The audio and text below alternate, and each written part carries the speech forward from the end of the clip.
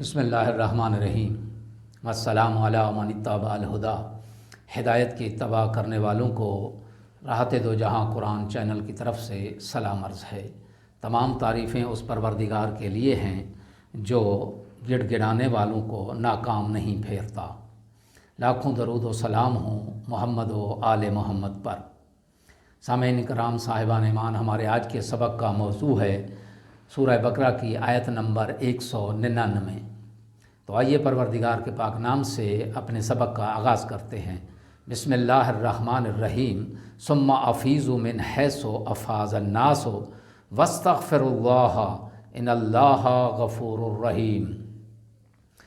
ترجمہ: پھر جہاں سے لوگ روانہ ہوتے ہیں تم بھی روانہ ہو جاؤ اور اللہ سے معافی مانگو، یقیناً اللہ بڑا معاف کرنے والا، رحم کرنے والا ہے۔ تفسیر: قریش کا یہ ظام عام ہو گیا تھا کہ وہ اولاد اسماعیل علیہ السلام ہونے کی بنا پر اہل حرم ہیں اور ان کا مرتبہ دوسروں سے کہیں بلند ہے۔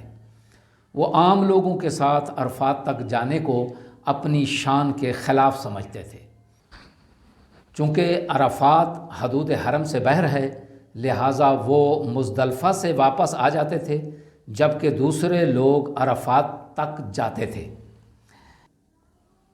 اس امتیازی گھمنڈ کو مٹانے کے لیے یہ حکم آیا کہ سب ایک ہی انداز میں حج کریں اور سب پر عرفات تک جانا ضروری ہے اور گزشتہ غلطیوں کے لیے استغفار کرنا چاہیے۔ اس آیت میں بیان ہونے والے اہم نکات دو ہیں۔ پہلا نقطہ یہ ہے کہ حج درس مساوات ہے۔ دوسرا نقطہ اس میں یہ ہے کہ اسلام کی فداکار اور معصوم ہستیوں کی جد و جہد اور یادگار مقامات کے احترام کا عملی درس حج سے ملتا ہے۔ دعا ہے کہ خداوند عالم ہمیں ان معصوم ہستیوں کی یادگاروں کو صحیح معنی میں معرفت کے ساتھ دیکھنے اور ان کا احترام کرنے کی اور حج و عمرہ بچا لانے کی توفیق عطا فرمائے۔